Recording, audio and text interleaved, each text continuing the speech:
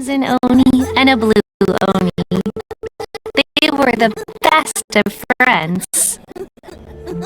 The Crimson Oni wanted to be friends with the humans, so the blue Oni played the role of the naughty kid. And then he left.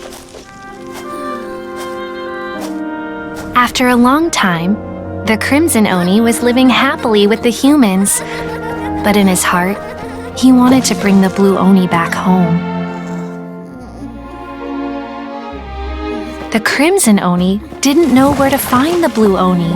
His search took him up the highest mountains and across the widest rivers. He found many traces of the blue Oni, but the more he found, the clearer it became. The blue Oni was hiding on purpose. So just as the blue Oni had once done, the Crimson Oni left him a letter. Dear Owl, I've made lots of human friends now, and I want to have a big party for everyone. I want all my friends to be there. That means you too, Owl.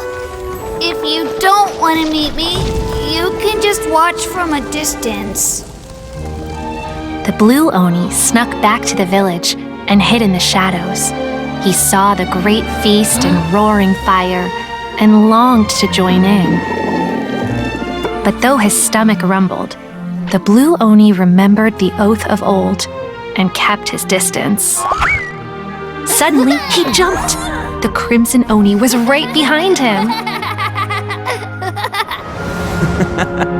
Hey, you're finally back.